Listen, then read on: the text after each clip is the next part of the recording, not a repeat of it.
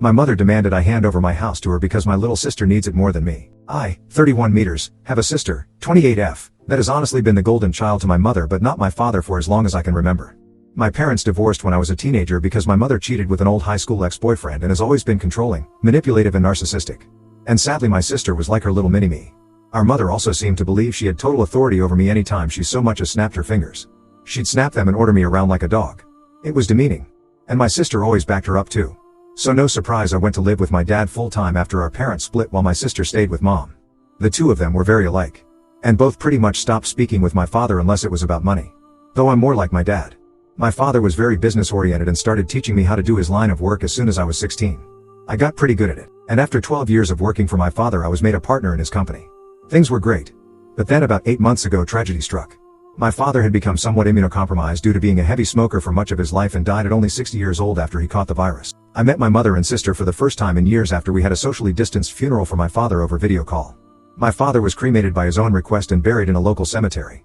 So there was no body or casket. My sister seemed to grieve, but my mother looked indifferent the entire time. Though I honestly was not surprised. The last time she saw my father she screamed at him that he owed her more money, and then threatened to sue him. To which he just laughed at her. He'd paid alimony and child support as long as he was legally mandated to, and no more than that. And he even put $30K toward my sister's college fund. But 10 years after the divorce he was no longer legally required to send mom money anymore because of the judge's ruling. And she's by no means broke.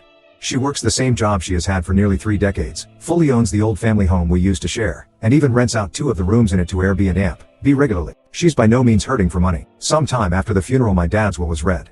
Apparently he'd figured that if his heavy smoking didn't eventually do him in, something else would. And even joked about it in a pre-recorded video. I was pretty much willed nearly all of his assets from most of his money to his business and home. He left my sister a car, 2015 Nissan Altima, and about $10K in cash.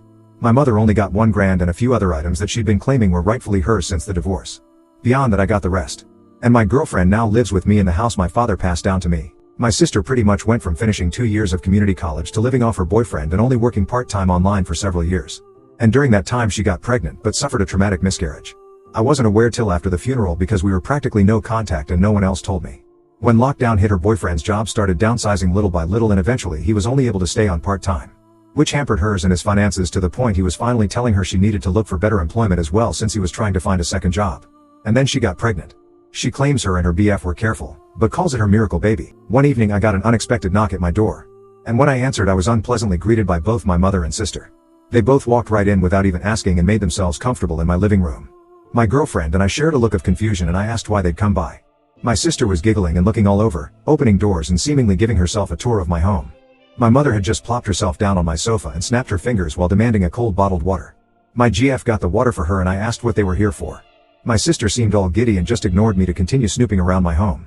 And before long I heard her yell from down the hall, "Mommy, it's perfect." Yes. She still calls her mommy. My mother finally spoke up and said, "Well, I think it's time to did your brotherly duty."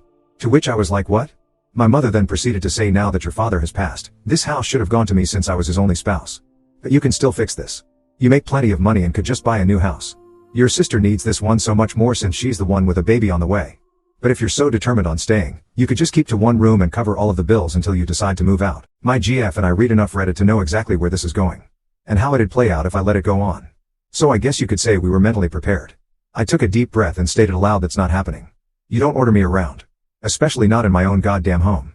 Yes, I make plenty of money. But like Dad, I'm gonna save it for when I really need it. Not that you care." My mother started snapping her fingers at me like she used to and loudly stated, "Stop. I am your mother. And you will do as I say because I brought you into this world, and I'm the one in charge here. And as far as you're concerned, I am God. That means when I say jump, you say how high? This house is rightfully mine. And your sister will live here. Consider this your formal eviction. But since I'm gracious, I'll give you 2 weeks to pack your bags and transfer the deed to me." In the back of my mind I'm thinking this can't be real. But then I just grabbed my cell phone and started dialing. My mother quickly stood up and yelled, "What are you doing?" And I retorted, "I'm doing what I should have done as soon as this shit started. I'm calling the cops to get you out of my effing house."